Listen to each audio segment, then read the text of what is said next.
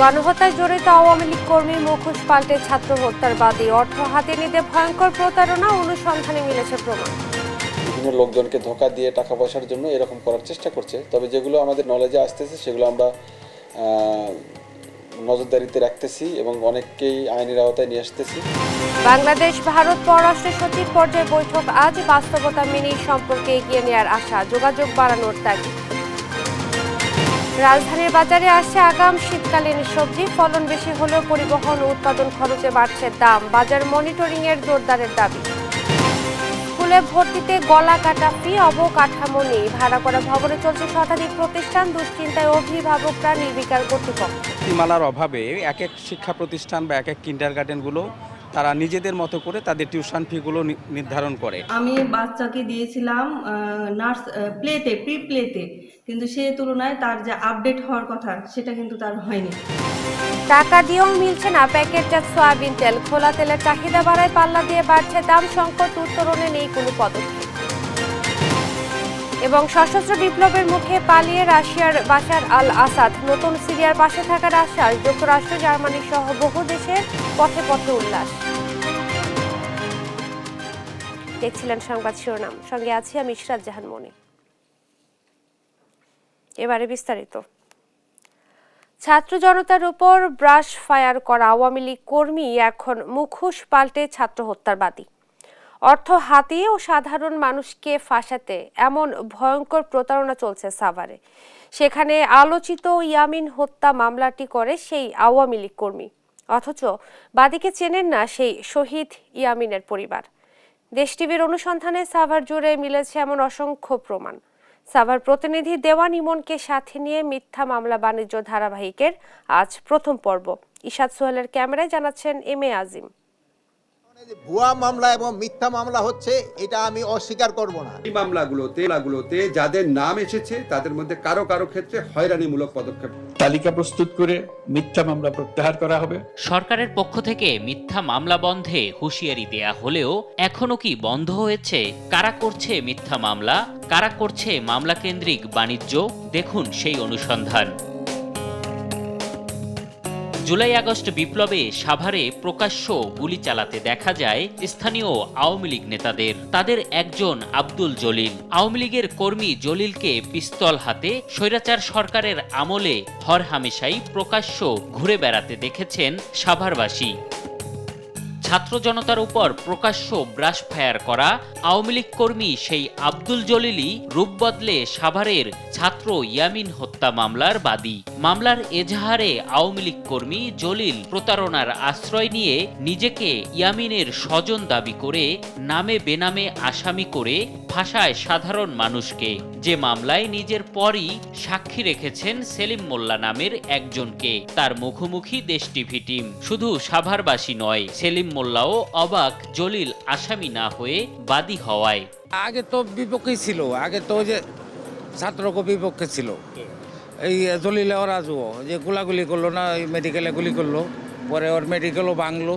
আদালত থেকে মামলার নথি সংগ্রহ করে দেখা যায় ইতোমধ্যে একজন আসামিকে মামলা থেকে অব্যাহতি দিতে হলফনামা দিয়েছে জলিল। বিষয়টি জানতে আসামিদের স্বজনদের সঙ্গে কথা বলতে গেলে বেরিয়ে আসে থলের বিড়াল। মামলায় ফাঁসিয়ে রীতিমতো চাঁদাবাজি শুরু করেছে জলিল। অব্যাহতি দিতে কারো কাছ থেকে জমি, আবার কারো কাছে টাকা দাবি করছেন তিনি। উনি বলতিছে যে আমার বাসার পাশে যে 1% জায়গা 8-9 বছর ধরে মামলা চলতিছে, ওই জায়গাটা ছেড়ে দেন, মামলা উঠায় নেব। দেশ টিভির উপস্থিতি টের পেয়ে গা ঢাকা দেয় জলিল। মুঠোফোনে জানান প্রশাসনের কথায় অন্যের অস্ত্র নিয়ে শখে ছবি তুলেছিলেন তিনি। শখের বিনিময়ে আমাকে তখনকার প্রশাসন বৈধ অস্ত্র দিয়ে আমাকে ছবি তোলাইয়া, তাও আমি শখ করে তুলে ফেলাইছিলাম। সাভার জুড়ে এমন মামলা বাণিজ্যে মেতেছে আরও অনেকে। রাসেল গাজী হত্যার ঘটনায় মামলা করেছে সাহেব আলী নামের অজ্ঞাত একজন, যাকে চেনেই না রাসেলের পরিবার। অনেকে বলছিল যে মামলা করলে টাকা দিবে বা এরকমও অনেকে বলছিল, কিন্তু আমরা ওতে রাজি হইনি। আমরা এই শহীদ রাসেল গাজীর পরিবারের পক্ষ থেকে কোনো কিছু জানি না, আপনাদের মাধ্যমে আমরা জানতে পারলাম যে তার নামে মামলা হয়েছে। প্রলোভনে মামলা দিয়ে বিপাকে অনেক শহীদ পরিবার। শহীদ মেহেদী হাসানের বাবা বাচ্চু সরকারকে দিয়ে ৮০ জনের বিরুদ্ধে মামলা করিয়ে লাপাত্তা একটি চক্র। জাহের উনি মামলাটা সাজাইয়া মামলাটা দেওয়ার পরে উনি আমার ফোনও ধরে না, আমার লগে এই পর্যন্ত দেখাও করে নাই। ঢালাও বা মিথ্যা অভিযোগ দিয়ে মামলা ফৌজদারি অপরাধ উল্লেখ করে পুলিশ বলছে বেশ কয়েকজনকে গ্রেপ্তার করা হলেও লাগাম টানা যায়নি চক্রগুলোর। বিশেষ করে চাঞ্চল্যকর মামলাগুলো সেগুলো নিয়ে বাইরে একটা প্রতারণা করার জন্য, বিভিন্ন লোকজনকে ধোঁকা দিয়ে টাকা পয়সার জন্য এরকম করার চেষ্টা করছে। তবে যেগুলো আমাদের নলেজে আসতেছে সেগুলো আমরা নজরদারিতে রাখতেছি এবং অনেককেই আইনের আওতায় নিয়ে আসতেছি। আলোচিত ইয়ামিন হত্যার বিচার দাবিতে তার মামা বাদী হয়ে মামলা করলেও একই ঘটনায় আরেকটি মামলা দিয়ে রমরমা বাণিজ্য করছে জলিল। এখন কে এটা মামলা করছে, কেন করলো, তার কোন উদ্দেশ্য করলো, সে মামলায় মানে কি বর্ণনা আনছে, আপনি বর্ণনা ওই মামলার কাগজ আমাকে তো জুলাই আগস্ট বিপ্লবে শহীদদের রক্তের দাগ না শুকালেও নামে বেনামে মামলা দিয়ে বাণিজ্য শুরু করেছে একাধিক চক্র, যা ছাত্র জনতার আত্মত্যাগকে প্রশ্নবিদ্ধ করার পাশাপাশি সঠিক অপরাধীদের বিচারকেও বাধা সৃষ্টি করছে, এমনটাই মনে করছেন সংশ্লিষ্টরা। এম এ আজিম, দেশ টিভি, ঢাকা। আজ ঢাকায় আসছেন ভারতের পররাষ্ট্র সচিব বিক্রম মিশ্রি। বৈঠক করবেন বাংলাদেশের পররাষ্ট্র সচিব জসিম উদ্দিনের সঙ্গে। পররাষ্ট্র উপদেষ্টা তৌহিদ হোসেনের মতে গণ অভ্যুত্থানের পর ভারতের সঙ্গে সম্পর্ক আর আগের মতো নেই, তা মেনে নিয়েই দুদেশের সম্পর্ক এগিয়ে নিতে হবে।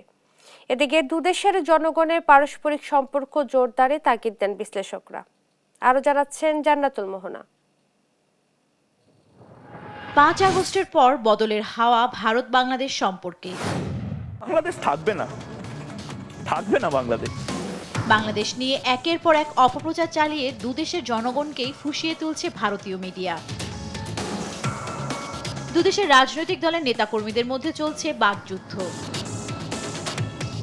নাজুক এই পরিস্থিতিতে সোমবার ঢাকায় আসছেন ভারতের পররাষ্ট্র সচিব বিক্রম মিশ্রি।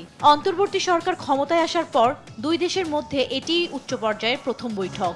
একটা স্ট্যান্ডিং মেকানিজম, এটা অস্বাভাবিক কিছু না। প্রতি বছর একজন যান ওপাশে, পরের বছর ওপাশ থেকে একজন আসেন পররাষ্ট্র সচিব পর্যায়ে। এটা ফরেন অফিস কনসালটেশন বলা হয়।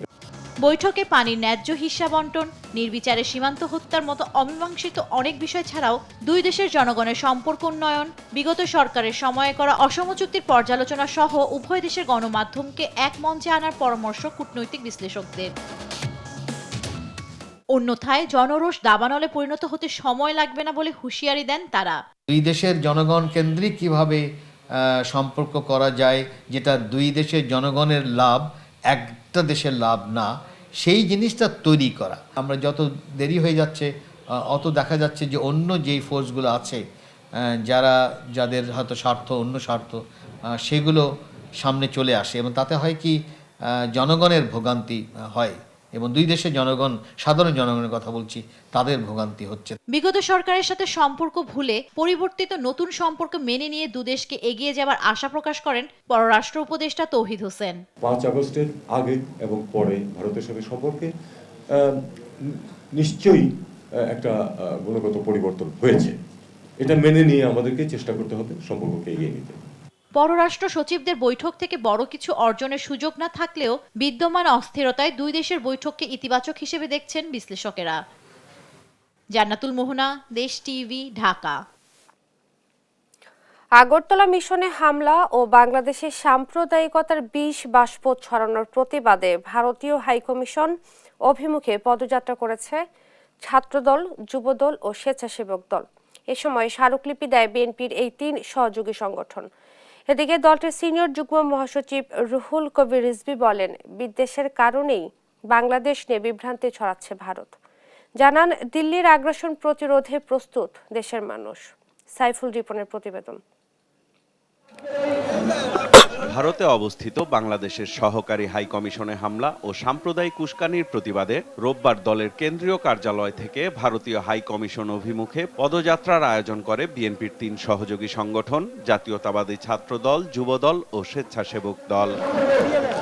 পদযাত্রায় যোগ দিয়ে ছাত্রদলের শীর্ষ 2 নেতা অভিযোগ করেন, বাংলাদেশকে অস্থিতিশীল করতে প্রত্যক্ষ মদদ দিচ্ছে ভারত। ছাত্র জনতার গণঅভ্যুত্থান ছিল, সেই গণঅভ্যুত্থানের স্পিরিট ভারত সরকার কোনোভাবে মেনে নিতে পারেনি। এই দেশের 20 কোটি সাধারণ জনগণ এক এবং ঐক্যবদ্ধভাবে বাংলাদেশের স্বাধীনতা সার্বভৌমত্ব রক্ষায় প্রস্তুত রয়েছে। পদযাত্রা পূর্ব সংক্ষিপ্ত সমাবেশে নেতারা অভিযোগ করেন, 15 বছর দেশের মানুষের ওপর ফ্যাসিবাদী শাসন চাপিয়ে দিতে আওয়ামী লীগকে সহযোগিতা করেছে ভারত। ফ্যাসিবাদের প্রধান শেখ হাসিনা বাংলাদেশ থেকে পালিয়ে ভারতে আশ্রয় নিয়েছে এবং তাকে আশ্রয় প্রশ্রয় দিচ্ছে, আর তাকে খুশি করার জন্য বাংলাদেশের সাথে অবন্ধুসুলভ সব রকম আচরণ করে যাচ্ছে ভারত।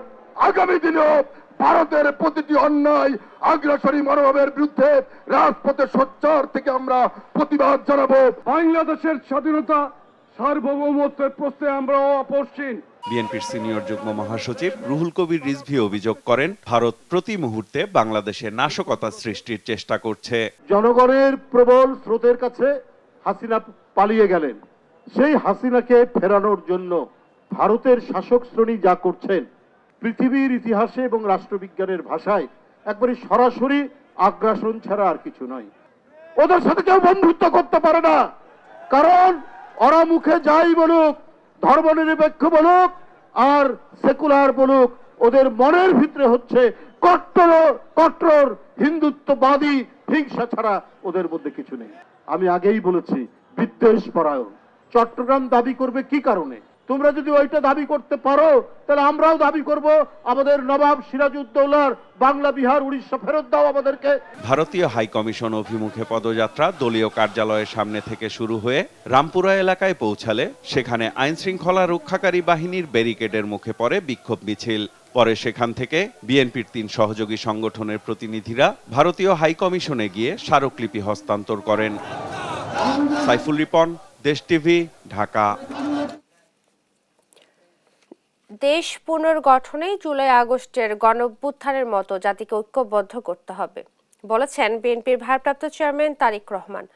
রোববার বিকেলে বরিশাল ও রংপুরে বিএনপির 31 দফা বিষয়ক বিভাগীয় প্রশিক্ষণ কর্মশালায় অনলাইনে যোগ দিয়ে তিনি কথা বলেন আন্দোলন সফল হয়েছে সব রাজনৈতিক দল ও সমাজের নানা শ্রেণী পেশার মানুষের অংশগ্রহণে, তাই সবাইকে নিয়েই সরকার গঠন করা হবে। নেতাকর্মীদের উদ্দেশ্যে তারেক রহমান বলেন, দেশ পুনর্গঠন করতে হলে জাতিকে জুলাই আগস্ট গণ অভ্যুত্থানের মতো ঐক্যবদ্ধ করতে হবে।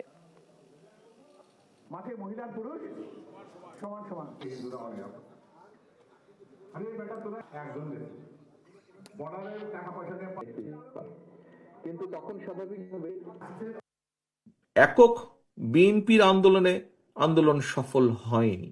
আন্দোলন সফল হয়েছে আরো অনেকগুলো রাজনৈতিক দল। আন্দোলন সফল হয়েছে সর্বোপরি আমি মনে করি, বিশ্বাস করি, সমাজের সকল শ্রেণী পেশার মানুষ একসাথে নেমে এসেছিল বলেই আমরা এই আন্দোলনকে সফল করেছি। তার মানে স্বৈরাচারকে বিদায় করেছে যেরকম সকলের মিলিত প্রচেষ্টায়, লক্ষ কোটি মানুষের মিলিত প্রচেষ্টায়, ঠিক সেইভাবে পরবর্তীতে দেশটিকে যদি গড়তে হয়, একক বিএনপি শুধু একা পারবে না দেশকে গড়তে। দেশকে গড়তে হলে, পুনর্গঠন করতে হলে আমাদের জাতিকে ঐক্যবদ্ধ করতে হবে। শেখ হাসিনার বিদ্বেষমূলক বক্তব্য তদারকি করতে সামাজিক যোগাযোগ মাধ্যম মেটার সঙ্গে বৈঠক করেছেন প্রধান উপদেষ্টা ডক্টর মোহাম্মদ ইউনূস। বিষয়টি গুরুত্বের সঙ্গে পর্যবেক্ষণ করা হচ্ছে বলে জানিয়েছেন প্রধান উপদেষ্টার প্রেস উইং। এদিকে নির্বাচন প্রসঙ্গে শিক্ষা উপদেষ্টার মন্তব্য একান্ত ব্যক্তিগত বলেও জানানো হয় সংবাদ সম্মেলনে। ফজলে আদিত্যের রিপোর্ট। দেশে চলমান পরিস্থিতি ও সমসাময়িক বিষয় নিয়ে সোমবার সন্ধ্যায় বাংলাদেশ ফরেন সার্ভিস একাডেমিতে সাংবাদিকদের মুখোমুখি হন প্রধান উপদেষ্টার প্রেস সচিব। বৈঠকে সাংবাদিকদের প্রশ্নে উঠে আসে বাংলাদেশ নিয়ে ভারতীয় গণমাধ্যমের অপপ্রচারের বিষয়টি। এ সময় প্রেস সচিব জানান, হাসিনার বিদ্বেষমূলক বক্তব্য তদারকির জন্য সামাজিক যোগাযোগ মাধ্যম মেটার সঙ্গে বৈঠক হয়েছে। বিষয়টি গুরুত্বের সঙ্গে দেখছেন তারা। হেট স্পিচ সেগুলো দিকে যাতে যারাই শেখ হাসিনার কাভার করেন বাইরে বা তারা অবশ্যই এটা লক্ষ্য রাখবেন যে তার হেট স্পিচ যাতে কেউ স্প্রেড না করেন। এই আর মেটা তো দেখছে যে বাংলাদেশকে ঘিরে কি ধরনের ম্যাসিভ ডিসইনফরমেশন ক্যাম্পেইন হচ্ছে। আওয়ামী লীগের যে সকল পেজ থেকে ভুল তথ্য ছড়ানো হচ্ছে তা নিয়েও নজর রাখবে মেটা। যেগুলো অবশ্যই যদি মিস ইনফরমেশন এমন পর্যায়ে যায় যে এতে আমাদের ডোমেস্টিক স্ট্যাবিলিটিকে এফেক্ট করছে, অবশ্যই আমরা তাদের নজরে আনবো। এতে যদি কোনো ভালনারেবল পিপলের এগেনস্টে কোনো যদি মিথ্যা নিউজ ছড়ানো হয়, অবশ্যই আমরা তাদের নজরে আনবো।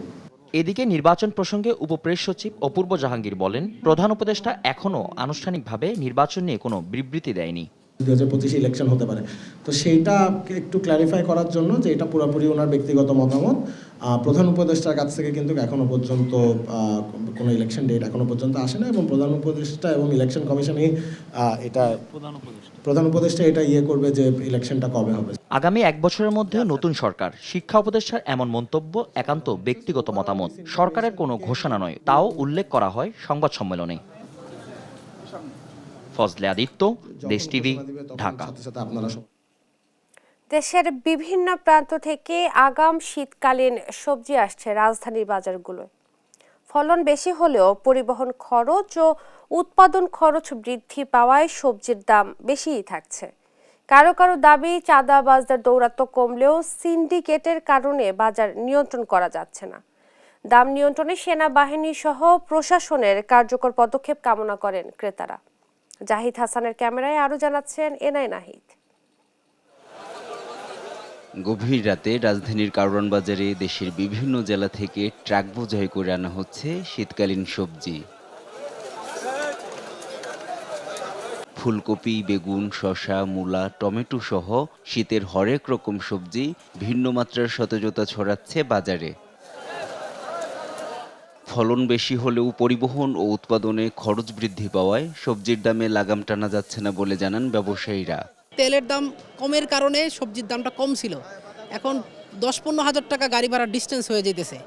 এই সব কিছু মিলাইয়া বাজার খরচ, আরও একটা ঘর চালাতে তো অনেক খরচ আছে। অনেক সুন্দর ফসল হন, মানে আরও অনেক ভালো কমবো মাল। এখন 50 মন 30 বেচতেছে, 35-40 এরকম আয়া পড়বো। খুচরা দোকানদাররা তারা যদি মানুষের প্রতি জুলুম করে, এটা তারা সিন্ডিকেট করলো, দুষ্টা কিন্তু আমাদের উপরে আসতেছে। তাই সকল দোকানদারে বলবো যে সর্বনিম্ন কম দামে বিক্রি করবেন, যে মানুষ যে খাইতে পারে। এদিকে পরিবহনে নেই চাঁদাবাজির দৌরাত্ম্য, বললেন পরিবহন চালকরা। আমি আইছি পাবনা থেকে পিস নিয়ে, রাস্তাঘাটে কোনো চাঁদাবাজি নাই। আগে চাঁদাবাজি হইতো, কিন্তু এখন সেই চাঁদাবাজিটা হয় না। মাল নেওয়ার আগে যে চাঁদাবাজি ছিল, এই চাঁদাবাজিটা নাই। দাম নিয়ন্ত্রণে তাই বাজার মনিটরিং ও সেনাবাহিনীর যৌথ অভিযানের দাবি ক্রেতাদের।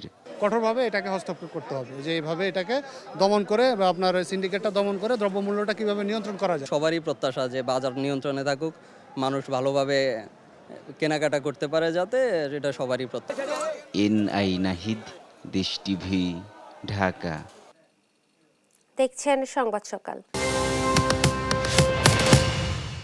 কুমিল্লার বাজারগুলোতে সরবরাহ বাড়লেও কমছে না দাম, বিপাকে নিম্নআয়ের মানুষজন। আরো জানাতে সরাসরি যুক্ত হচ্ছেন সহকর্মী সুমন কবির।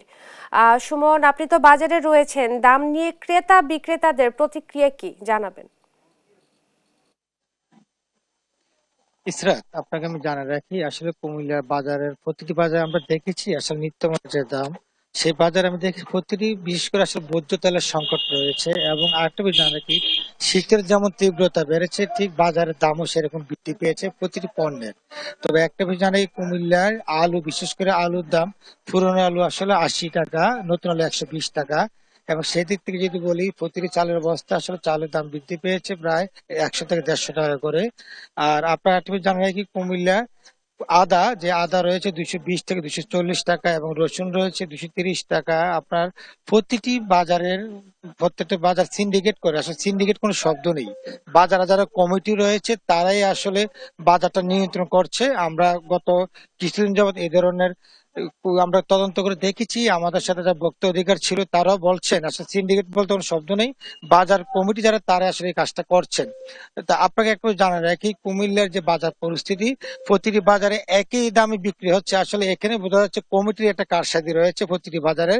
আর তেলের যে কথা বলা হয়েছে, প্রতিটি বাজারে ভোজ্য তেল উধাও, বিশেষ করে খোলা তেলের বিক্রি হচ্ছে 180 থেকে 190 টাকা। সেই দিক থেকে যদি ভোজ্য তেলের যে বোতলজাত কোম্পানি থেকে তারা নিয়ে আসছে এবং ওই বোতল কেটে আসলে এগুলো খোলা তেলে সে বিক্রি করা হচ্ছে, কারণ বোতলজাতের যে দাম 164 টাকা এবং সেটা যখন খোলা তেল করে বিক্রি করা হয় তখন এটা বিক্রি হয় 180 থেকে 190 টাকা।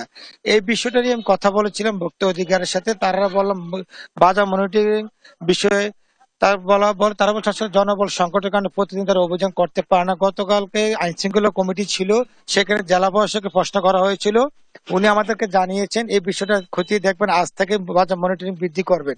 আর সবচেয়ে বড় বিষয় যে কুমিল্লা প্রতিটি বাজারে যে চক বাজার যেখানে পাইকারি ও খুচরা বাজার ক্রেতা বিক্রেতারা বলছেন আসলে তারা হচ্ছে বড় বিপাকে, বিশেষ করে যেখানে রসুন 230 টাকা 240 টাকা এবং যেখানে পেঁয়াজ বিক্রি হচ্ছে 100 টাকা। আপনার সবকিছু মিলিয়ে বলা যে কুমিল্লা যারা ক্রেতা বিক্রেতা সমন্বয় যেটা হওয়ার কথা উচিত ছিল আসলে সেটা হয়নি। বিক্রেতারা যেভাবে দাম হাঁকাচ্ছেন এবং সেইভাবে ক্রেতারা নিচ্ছেন, ক্রেতারা বলছেন যে আমরা আছি বড় বিপাকে। এই বিষয়ে আসলে ভোক্তা অধিকার তথা বাজার মনিটরিং বৃদ্ধি যদি না করা হয় তাহলে কুমিল্লার যে বাজার পরিস্থিতি আসলে নিয়ন্ত্রণের বাইরে চলে এসেছে। এবং সেই দিক থেকে যদি বলি কুমিল্লা প্রতিটি বাজার আমরা দেখেছি বাজার মনিটরিং পর্যন্ত অভাব রয়েছে, এবং সেই দিক থেকে যদি বলি কুমিল্লা বাজার পরিস্থিতি আসলে অস্বাভাবিক। যেখানে আমরা দেখেছি শীতের সবজি নামার পরও শীতের প্রতিটি কেজি সবজি বিক্রি 70 থেকে 80 টাকা, এবং সেই দিক থেকে যদি বলি সবজি বাজার আসলে অস্থিরতা রয়েছে। কুমিল্লা প্রতিটি ক্রেতারা বলছেন আসলে তারা আছে মহাবিপদে। এর জন্য অন্তর্বর্তীকালীন সরকার এবং জেলা প্রশাসকের এবং ভোক্তা অধিকারের তারা সমন্বয় চেয়েছেন বাজার মনিটরিং সেল গঠন করে প্রতিদিন যাতে বৃদ্ধি করে। এই ছিল কুমিল্লা থেকে সর্বশেষ ইসরাত। ধন্যবাদ আপনাকে। কুমিল্লা থেকে সেখানকার বাজার পরিস্থিতি নিয়ে বলছিলেন সহকর্মী সুমন কবির। নতুন বছরে সন্তানদের যারা স্কুলে ভর্তি করাবেন তাদের জন্য অপেক্ষা করছে গলা কাটা ফি। অবকাঠামো না থাকলেও রাজশাহীতে নানা নামে চলতে থাকা কিন্ডারগার্টেনগুলো প্রি প্লে থেকে পঞ্চম শ্রেণী পর্যন্ত যে ফি নির্ধারণ করেছে তা অনেকের মাসিক আয়ের দ্বিগুণ। ফলে সন্তানকে এসব প্রতিষ্ঠানে পড়াতে চড়া ফি গুনতে হবে অভিভাবকদের। কাজী শাহেদের প্রতিবেদন। রাজশাহীর সাগরপাড়ার নর্থ পয়েন্ট স্কুল, সাবেক এমপি ওমর ফারুক চৌধুরীর বাড়ি ভাড়া নিয়ে চলছে প্রতিষ্ঠানটি। নেই খেলার মাঠ, নেই স্কুলের অবকাঠামো। নগরীর সিএনবি মোড়ে 10তলা ভবনটিতে একাধিক অফিস, তারই মধ্যে 4টি ফ্লোর ভাড়া নিয়ে চলছে শিমুল মেমোরিয়াল স্কুল। শুধু ওই দুটি স্কুল নয়, অবকাঠামো নেই, ভাড়া করা ভবনে এমন শতাধিক প্রতিষ্ঠান চলছে নানা নামে। অভিভাবকদের কাছ থেকে আদায় করছে চড়া ফি। টিউশন ফি বলেন, প্লেয়িং বা ড্রামা বিভিন্ন ফর্মে নিয়ে দেয়, তো সেটা একবারে আমাদের মতো মধ্যবিত্ত বা নিম্ন মধ্যবিত্তের জন্য এটা বিশাল ধরনের চাপে। আমি বাচ্চাকে দিয়েছিলাম নার্স প্লেতে, প্রি প্লেতে, কিন্তু সে তুলনায় তার যে আপডেট হওয়ার কথা সেটা কিন্তু তার হয়নি। রাজশাহীর কয়েকটি প্রতিষ্ঠানের প্রথম শ্রেণীতে ভর্তির ফি লক্ষ্য করলে দেখা যায় প্যারামাউন্ট সবচেয়ে বেশি 27,000, ভার্টেক্স 23,000, নর্থ পয়েন্ট 16,000, শিমুল মেমোরিয়াল 15,000 টাকার বেশি ফি আদায় করে। কিন্ডারগার্টেন হলেও সবচেয়ে কম 2,200 টাকা নিচ্ছে মজিদ মেমোরিয়াল। এমন ফি নেয়ার যৌক্তিকতা নিয়ে আছে পাল্টাপাল্টি মত। আমি সেখানে চেয়ারম্যান হিসেবে আছি। আপনি কি অন্যান্য প্রাইভেট স্কুল দেখছেন? দেখে কি এখানে আসছেন? প্রতি মাসে 10 লক্ষ টাকা ভাড়া দিতে হয়। স্মার্ট ক্লাসরুম, প্রত্যেকটিতে এসি, ল্যাপটপ সহ। উপায় নাই তো, কি করবো? এটা নিয়েই তো আমরা অনেক লসে আছি। এখানকার মানুষের আয় ইনকামের উপরে তারা তো চলবে, সেই ক্ষেত্রে একটা সহনীয় পর্যায়ে ভর্তির টাকাটা নিলে আমার মনে হয় অভিভাবকরা উপকৃত হতো। তবে শিক্ষা সংশ্লিষ্টরা বলছেন সরকারি প্রাথমিক বিদ্যালয়গুলোর মান ভালো না হওয়ায় কিন্ডারগার্টেন সেই জায়গা নিতে পেরেছে, কিন্তু কোনো নিয়মনীতি না থাকায় ইচ্ছেমতো আদায় করছে ফি। সুনির্দিষ্ট নীতিমালার অভাবে এক এক শিক্ষা প্রতিষ্ঠান বা এক এক কিন্ডারগার্টেনগুলো তারা নিজেদের মতো করে তাদের টিউশন ফিগুলো নির্ধারণ করে। যেমন এখানে 2200 টাকা থেকে শুরু করে সর্বোচ্চ 25,000 টাকা পর্যন্ত টিউশন ফি নেওয়ার নজির আছে। তা আমি মনে করি এগুলো সুশিক্ষার ক্ষেত্রে অন্তরায়। মানসম্মত শিক্ষার যে একটি ন্যায্য অধিকার, মৌলিক অধিকার, সেই অধিকার থেকে তো বঞ্চিত হচ্ছেই, এবং একটি চড়া মূল্যে তাদেরকে শিক্ষা নিতে হচ্ছে।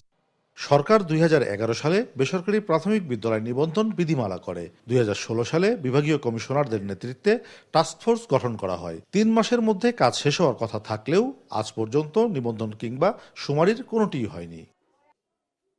কাজী শাহেদ, দেশ টিভি, রাজশাহী। বগুড়ার বাজারে টাকা দিয়েও মিলছে না বোতল ও প্যাকেটজাত সয়াবিন তেল। অন্যদিকে খোলা তেলের চাহিদা বাড়ায় পাল্লা দিয়ে বেড়েছে দামও। ব্যবসায়ীরা বলছেন, দাম বাড়াতে তেল কোম্পানিগুলো একযোগে বাজারে বোতলজাত তেলের সরবরাহ বন্ধ করায় সৃষ্টি হয়েছে এই সংকট। প্রায় মাসখানেক ধরে এই অবস্থা থাকলেও সংকট উত্তরণে এখনো দেখা মেলেনি কোনো দৃশ্যমান পদক্ষেপের। বিস্তারিত সহকর্মী সঞ্জু রায়ের তথ্যচিত্রের ডেস্ক রিপোর্টে। প্রায় এক মাস হলো বগুড়ার খুচরা বাজারের দোকানগুলোতে নেই প্যাকেট ও বোতলজাত সয়াবিন তেলের পর্যাপ্ত সরবরাহ। বাজারে যখন প্রায় সব নিত্যপণ্যের দাম ঊর্ধ্বমুখী, তখন তেল কোম্পানি ও অধিক মুনাফালোভী সিন্ডিকেট ব্যবসায়ীদের কবলে খোলা বাজারেও পাল্লা দিয়ে বেড়েছে ভোজ্য তেলের দাম। বিক্রি হচ্ছে 175 থেকে 185 টাকা প্রতি লিটার। খুচরা ব্যবসায়ীরা বলছেন, দাম বাড়ানোর উদ্দেশ্যে একযোগে বোতল ও প্যাকেটজাত তেলের সরবরাহ বন্ধ করেছে বড় বড় তেলের কোম্পানিগুলো। আর যাদের কাছে আগের কেনা তেল রয়েছে তারাও বোতল কেটে বিক্রি করছে খুচরা হিসেবে। তেলের দাম একটু বেশি, আর আমরা ভোজ্য তেল খোলা গুলাম সয়াবিন বেশি 175 টাকা লিটার। বোতল তেল কোথায় পাচ্ছে না, দিয়ে খোলা তেল নিচ্ছে। খোলা তেলের এই জন্য চাপ পড়ে গেছে। 6 টাকা 7 টাকা বেশি বিক্রি করার কারণে আপনার ম্যাজিস্ট্রেট আছে 12,000 টাকা জরিমানা এখানে। এই কারণে অনেক ব্যবসায়ীরা এই তেল কিনছে না, আর কোম্পানিরা এখন খুলে নিজেরাই বিক্রি করছে। চাহিদা অনুযায়ী তেল না পেয়ে ভোগান্তিতে সাধারণ মানুষ। দ্রুত এই সংকট উত্তরণের দাবি তাদের। পাবলিক মারা হারতে কত পথ মানে করা লাগবে, অনুসরণ করা লাগবে, সেটা করতেছে সিন্ডিকেট। এটা আসলে বোঝাই তো যাচ্ছে, প্যাকেট কেন থাকবে না, বোতল কেন থাকবে না, একসাথে এতগুলো বোতল আপনার হচ্ছে প্যাকেট কোথায় গেল? ব্যবসায়ী নেতা আর বোতলজাত তেলের পরিবেশকরা বলছেন, কোম্পানিগুলোকে বারংবার তাগাদা দেয়া সত্ত্বেও চাহিদা অনুযায়ী তেল পাচ্ছেন না তারা। কোম্পানিগুলো বলতেছে যে উৎপাদনের সমস্যা কোম্পানিগুলোর। এই জন্য আমাদেরকে সঠিকভাবে আমরা যারা আছি সারা বাংলাদেশে পরিবেশক যারা আছি, আমাদেরকে কোম্পানি আমাদের চাহিদা মোতাবেক সরবরাহ করতে পারতেছে না। সিডি গ্রুপ বা বসুন্ধরা গ্রুপ যেসব গ্রুপের তেলগুলো আছে, সেই কোম্পানির লোকজনের সঙ্গে আমরা মিটিং করছি যেন মার্কেটে গুরুত্বপূর্ণ তেল দেওয়া হোক। তারা আমাদের আশ্বাস করেছে যে একদিনের মধ্যে বা 2-1 সপ্তাহের মধ্যে তারা তেল মার্কেটে সরবরাহ করবে। উত্তরের প্রাণকেন্দ্র বগুড়ায় শুধুমাত্র প্যাকেট বা বোতলজাত তেলের প্রতিদিনের চাহিদা প্রায় 10 থেকে 12 টন, আর খুচরা বাজারে খোলা তেলের চাহিদা রয়েছে এর দ্বিগুণ। দ্রুততম সময়ে মুনাফালোভী ব্যবসায়ীদের এই সিন্ডিকেট ভেঙে স্বাভাবিক হবে তেলের সরবরাহ, প্রত্যাশা ভোক্তার। সঞ্জু রায়, দেশ টিভি, বগুড়া। বেগম রোকেয়া রংপুরের পায়রাবন্দে আছে তার আতুরঘর, স্বজন, বাবার জমিদারি সম্পত্তি, বাবা চাচার কবর ও স্মৃতিঘর। বছর ঘুরে এখানে পালন করা হচ্ছে জন্ম মৃত্যু দিবস, কিন্তু যাকে ঘিরে এত আয়োজন তিনিই নেই এখানে। মরদেহ পড়ে আছে ভারতের কলকাতার সোদপুর। প্রায় 1.5 যুগ আগে পরিবার দাবি তুলেছিল তার মরদেহ ফিরিয়ে আনার, কিন্তু সেই দাবি চিঠি চালাচালিতে চাপা পড়ে আছে। রংপুর থেকে মাহমুদ রকির তোলা ছবিতে রফিকুল ইসলামের প্রতিবেদন। সবুজে ঘেরা চারপাশ, সেখানে মাথা উঁচু করে দাঁড়িয়ে এই স্মৃতিচিহ্নই বেগম রোকেয়ার আতুর ঘর, যে ঘর থেকে কুসংস্কারের শেকল ভেঙে বাঙালি নারীর চোখে মুক্তির স্বপ্ন এঁকে দিয়েছেন তিনি। সেই আলোর পরশ ছুঁতে প্রতিনিয়ত এখানে আসেন রোকেয়া প্রেমীরা, খোঁজেন মুক্তির দিশারি প্রিয় মুখ রোকেয়াকে। মহিষী ব্যক্তি রয়েছেন, তাদের জন্মস্থানকে কেন্দ্র করে বিভিন্ন ধরনের রিসার্চ সেন্টার করা হয়েছে, অথচ আমরা জন্মের পর থেকেই দেখি 9 ডিসেম্বর আসলেই একদম ব্যাপকভাবে এই অনুষ্ঠানটা জাস্ট 3 দিন বা 4 দিন করা হয়। প্রতি বছর এসে একই বেতন দশা, আমরা এখন পর্যন্ত কোনো উন্নয়ন পাইনি। কিন্তু রোকেয়া যে 1000 মাইল দূরে ভিন দেশে আছেন তা নিয়ে আক্ষেপ আছে নতুন প্রজন্মের। তবু কুসংস্কার ভেঙে নতুন দিনে যার অবদান, তার ভিটাতেই এসে যেন মেলে মুক্তির বাতাস। আমাদের নারীদের প্রথম নারী যে আমাদের পড়াশোনায় সাহায্য করেছেন, যাতে আমরা পড়ালেখা করতে পারি। বইয়ে যতটা পড়ে অবগত ছিলাম যে ওনার এটা আছে ওইটা আছে, কিন্তু এখানে এসে আমরা অত কিছু দেখতে পারিনি। আমার মনে হয় যে এটা সংস্করণ করলে ভালো হয়। 2009 সাল পরিবারের পক্ষ থেকে কলকাতা থেকে দেহাবশেষ আনার দাবি উঠলে 2010 সালে সংস্কৃতি মন্ত্রণালয়ে চিঠি দেন তৎকালীন ডিসি, কিন্তু অজানা কারণে চাপা পড়ে আছে সেই ফাইল। এতে ক্ষুব্ধ পরিবার, স্বজন ও রোকেয়া অনুরাগীরা। রোকেয়া পরিবার অবহেলিত অবস্থায় আছে, কিন্তু অনেক দাবি দেওয়া আমরা করছি, আমি করছি, দুলাল করছে, কিন্তু কোনো কাজ হয় নাই। এতই অবহেলিত পরিবার। রোকেয়ার সমাধি বাইরের মধ্যে আনার জন্য অনুরোধ করছি। গোটা দেশের রোকেয়া অনুরাগী মানুষের দীর্ঘদিনের দাবি ভারত থেকে রোকেয়ার দেহাবশেষ তার জন্মভূমিতে নিয়ে আসা হোক। পৈতৃক ভিটাতে আছে বাবা চাচার কবর, শুধু নানা বাধায় সীমান্তের ওপারে থাকা রোকেয়া আসে না বাপের ভিটায়। তবু আসার কথা শোনান জেলা প্রশাসক।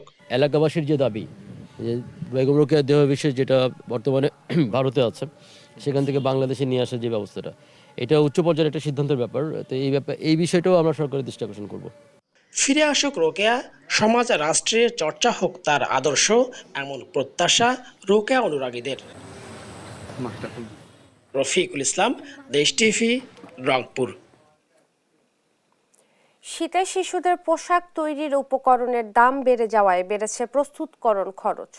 দুশ্চিন্তায় মুন্সিগঞ্জের রেডিমেড পোশাক পল্লীর 2000-এর বেশি ক্ষুদ্র কারখানার মালিক শ্রমিকরা।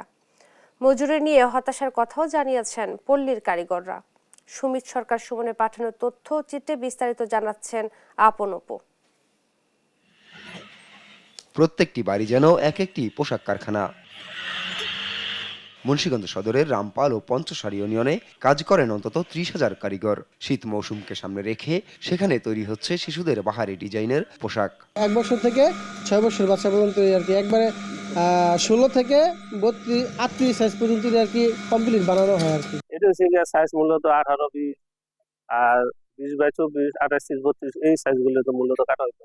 3 মাসের বাচ্চা থেকে 1 বছর 2 বছর বাচ্চারা করতে পারবো। বেচা কিনা নারায়ণগঞ্জ বেচে, ঢাকাও বেচে, বিভিন্ন ডিস্ট্রিক্টও বেচা কিনা। তবে এই নান্দনিক বাহারি পোশাক তৈরির কারিগররা দৈনিক মজুরি পান মাত্র 5 থেকে 600 টাকা। এতে সংসার চালাতে রীতিমতো হিমশিম খাচ্ছেন তারা। দাবি মজুরি বাড়ানোর। কাজের চাপ প্রতি বছরই ভালো চাপই থাকে। সকাল 8টা থেকে বসি, রাত্র 12টা 1টা, প্রায় 500-600 টাকা। আর যখন থাকে না তখন এত টাকা পাওয়া যায় না। আমরা ঘরে বাড়ি দুজনে হাজবেন্ড ওয়াইফ কাজ করি। বর্তমান যে দেশের যে অবস্থা, যে বাজার মূল্য, এই বাজার মূল্যতে আমাদের মনে করেন যে কোনোভাবেই চলতেছে না। এই কাজটা যে ডিউটি দিই আমরা, এই ডিউটিতে অন্য কোনো কাজে যদি আমরা দিই তাহলে আমরা এর চেয়ে ডাবল বেতন পাইতে পারি। দেশের উত্তরাঞ্চলে হিমেল হাওয়ার প্রভাব থাকলেও এখনো শীতের দেখা নেই মুন্সিগঞ্জে। তাই চাহিদা কম শীতকালীন পোশাকের। পুঁজি নিয়ে দুশ্চিন্তায় কারখানা মালিকরা। বাড়ছে না কারিগরদের মজুরিও। অন্যান্য জিনিস বাড়লে সাথে সাথে বাড়ায় বেচতে পারে, কিন্তু দর্জি কাপড়টা বাড়তে পারে না। আর ব্যবসার দেশের পরিস্থিতি খারাপ হলে সবার আগে প্রভাব পড়ে কাপড়ের উপরে। দর্জি কারখানাগুলিতে প্রচুর প্রোডাকশন হয়, সেই অনুযায়ী সেল নাই, আনুপাতিক হারে ব্যবসা নাই। এবছর 50 থেকে 55 কোটি টাকার শিশুদের শীতকালীন পোশাক বিক্রির টার্গেট রয়েছে। শীতকালীন যে নান্দনিক যে পোশাক আশাক রয়েছে, সেই পোশাকের যে চাহিদা রয়েছে, সেই চাহিদাটা তারা মেটাতে সক্ষম হবেন। বেসিকের পক্ষ থেকে বেসিক তাদের অতীত তাদের সাথে ছিল, বর্তমানে আছে এবং ভবিষ্যতে যে কোনো ক্রাইসিসে তাদের সাথে আমরা থাকবো। শীত অনেকের কাছে দুর্ভোগের নাম হলেও ব্যবসায়ীরা মুখিয়ে আছেন তীব্র ঠান্ডার, কারণ এর সঙ্গেই জড়িয়ে আছে তাদের রুটি রুজি। নিউজ ডেস্ক, দেশ টিভি। বিপ্লবীদের অভ্যুত্থানের মুখে সিরিয়া ছেড়ে সব পরিবারে রাশিয়ায় আশ্রয় নিয়েছেন স্বৈরশাসক বাশার আল আসাদ। গন্তব্য নিয়ে ধোঁয়াশার মধ্যেই এই খবর নিশ্চিত করেছে রাশিয়ার একাধিক গণমাধ্যম। এদিকে আসাদ সরকারের পতনের জন্য ইসরায়েলকে দায়ী করেছে ইরান। অন্যদিকে সিরিয়া পুনর্গঠনে পাশে থাকার কথা জানিয়েছে যুক্তরাষ্ট্র, জার্মানি সহ বিশ্বের বহু দেশ। আরও জানাচ্ছেন আফরিন মৌ। সশস্ত্র বিপ্লবের মুখে সিরিয়া থেকে স্বৈরশাসক বাশার আল আসাদ ব্যক্তিগত উড়োজাহাজে করে দেশ ছেড়ে পালানোর পর তার অবস্থান নিয়ে তৈরি হয় ধোঁয়াশা। এমনকি মার্কিন একাধিক গণমাধ্যমের শিরোনামে উঠে আসে তার মৃত্যুর খবরও। এর মধ্যেই রাশিয়ার গণমাধ্যম জানায় সপরিবারে রাশিয়ায় আশ্রয় নিয়েছেন সিরিয়ার সাবেক স্বৈরশাসক। মানবিক দিক বিবেচনায় আসাদ ও তার পরিবারের সদস্যদের রাজনৈতিক আশ্রয় দেওয়া হয়েছে বলে জানায় ক্রেমলিন। এর মধ্যেই দীর্ঘদিন ধরে সিরিয়ায় স্বৈরশাসক হিসেবে পরিচিত আসাদের পতন নিয়ে আন্তর্জাতিক রাজনৈতিক অঙ্গনে চলছে চুলচেরা বিশ্লেষণ। এর মাঝেই সিরিয়ার বর্তমান পরিস্থিতির জন্য ইসরায়েলকে দায়ী করেছে আসাদের মিত্র ইরান। বিদ্রোহীদের সশস্ত্র করে তুলতে অত্যাধুনিক অস্ত্র দিয়ে নেতানিয়াহু প্রশাসন সমর্থন দিয়েছেন বলে দাবি করেন সিরিয়ায় ইরানের রাষ্ট্রদূত হোসেন আকবরী। যদিও বিদ্রোহীদের কাছে সিরীয় সেনাবাহিনীর এই পরাজয়কে অনেকটাই আশ্চর্যজনক বলছেন ইরানের পররাষ্ট্রমন্ত্রী আব্বাস আরাগচি। এমনকি আসাদ সরকারের পক্ষ থেকে কোনো সাহায্য চাওয়া হয়নি বলেও দাবি তার। তবে সামরিক সংঘাতের দ্রুত অবসান, সন্ত্রাসী কর্মকাণ্ড প্রতিরোধ এবং জাতীয় সংলাপ শুরুর আহ্বান দেশটির পররাষ্ট্র মন্ত্রণালয়ের।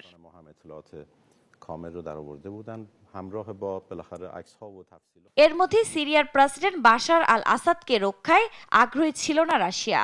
তাই তার শাসনের অবসান হয়েছে বলে সামাজিক যোগাযোগ মাধ্যমে জানায় ট্রাম্প। বলেন, ইউক্রেন যুদ্ধের কারণে সিরিয়ায় তাদের আগ্রহ হারায় পুতিন প্রশাসন।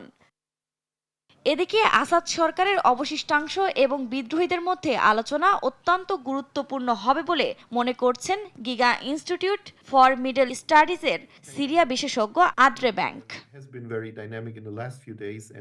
অন্যদিকে সিরিয়ার চলমান পরিস্থিতি নিয়ে মুখ খুলেছেন বিশ্বের শক্তিধর দেশের সরকার ও রাষ্ট্রপ্রধানরা।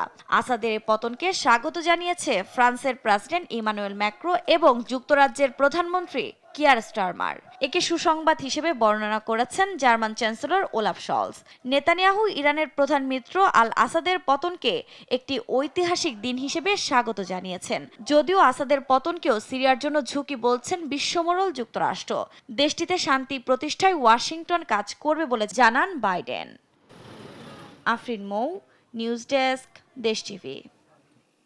দেখছেন সংবাদ সকাল।